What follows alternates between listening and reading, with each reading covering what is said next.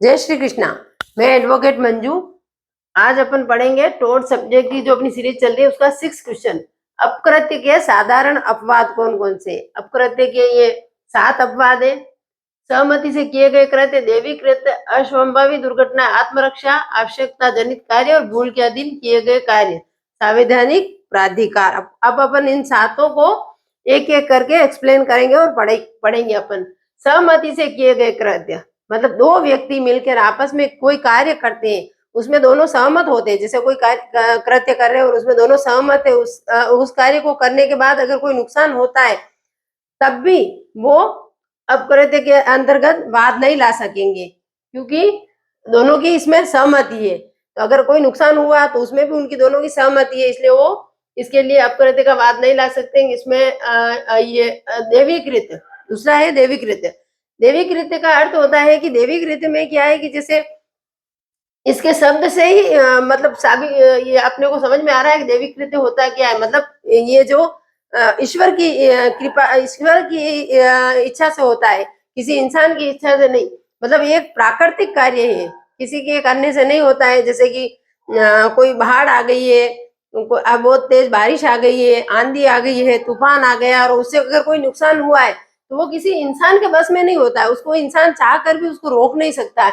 इसलिए इसको इसमें अपकृत्य के लिए दोषी नहीं ठहराया जाएगा। अगर ऐसा किसी से हो गया, जैसे किसी का मकान है और बहुत तेज बारिश है और मकान की दीवार ढह गई और उसके नीचे आने से किसी व्यक्ति की मृत्यु हो गई या उसका कोई नुकसान हो गया है, तो उसके लिए उस व्यक्ति को दोषी नहीं ठहराया जाएगा। कोई तेरी दीवार गिर गई और हमारे इधर कोई हमारे जान माल की हानि हो गई है, उसके लिए वाद नहीं ला सकेंगे, क्योंकि ये दैवी कृत्य था। मतलब ये ईश्वर की इच्छा से हुआ है, किसी इंसान की इच्छा से नहीं हुआ है। ये प्रकृति ने प्राकृतिक तौर पे हुआ है, इसलिए इसमें अपकृत्य के लिए विरुद्ध व्यक्ति के विरुद्ध जिसकी दीवार ढही है उसके विरुद्ध कोई वाद नहीं लाया जाएगा।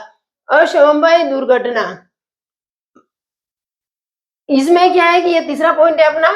इसमें क्या है कि जैसे ऐसी कोई दुर्घटना जो कोई व्यक्ति चाह कर भी उस दुर्घटना को रोक नहीं पाए, वो चाहे कि भाई मैं इस दुर्घटना को रोक लेता, फिर भी वो नहीं रोक सकता है। जैसे इसमें एक उदाहरण के द्वारा समझाऊंगी मैं आपको कि जैसे दो कुत्ते आपस में लड़ रहे और एक व्यक्ति आता है जो डंडा लेके आता है, दोनों कुत्तों को छुड़ाने की कोशिश करता है। भाई ये लड़ रहे तो इनको दोनों को अलग करो। अलग करता करता उनको छुड़ाते वो धीरे धीरे पीछे खिसकता है और पीछे खिसकता है तो पीछे एक व्यक्ति खड़ा होता है, उसकी आंख में जाके वो डंडा लग जाता है।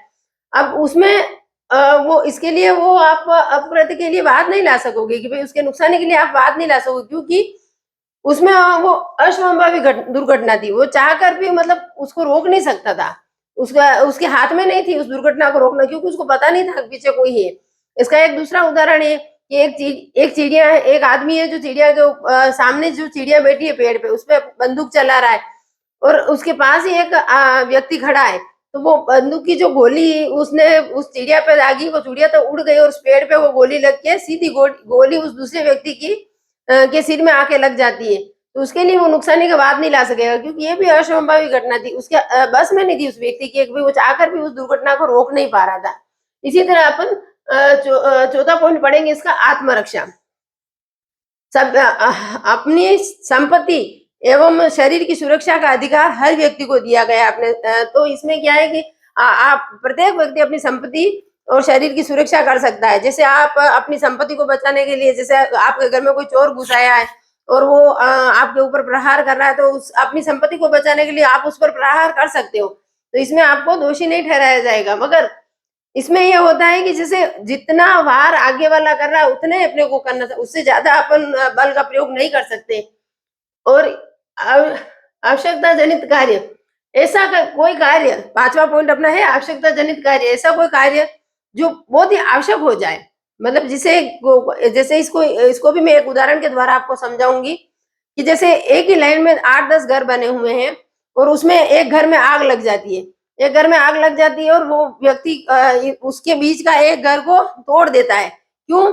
कि भाई ताकि इससे आगे आग न बढ़े और दूसरे घर में कोई नुकसान नहीं होती है। आवश्यकता जनित कार्य था, मतलब ये बहुत अति आवश्यकता जरूरी था, इसलिए उसने उस घर को तोड़ा। इसके लिए उसके ऊपर वाद नहीं लाया जा सकता है। या फिर एक नाव होती है, जिस नाव में बैठ के यात्रीगण जा रहे होते हैं, उस नाव को वो डूबने वाली होती है, तो उसमें से कुछ सामान वो आप समुद्र में फेंक देता है ताकि वो नाव का वजन कम हो जाए और डूबे नहीं। तो उसके लिए भी आप ये अप्रतिकावाद उसके लिए भी नहीं ला सकते हो। भूल के अधीन किए गए कार्य और संवैधानिक प्राधिकार, ये संवैधानिक प्राधिकार में ये होता है कि जैसे भूल के अधीन किए गए कार्यों में भी आप अप्रतिवाद नहीं ला सकते। और संवैधानिक प्राधिकार में आपको इस शब्द से ही ये साबित हो रहा है कि संवैधानिक प्राधिकार क्या है, मतलब संविधान द्वारा दिया गया अधिकार। जो अपने को जो अधिकार दिए गए उस अधिकार के अधीन अगर आप कोई कार्य करते हो तो वो भी अकृत्य के अंदर नुकसानी का वाद नहीं लाया जा सकता है। धन्यवाद। ऐसे और वीडियो के लिए हमारे साथ बने रहिए। जय श्री कृष्णा।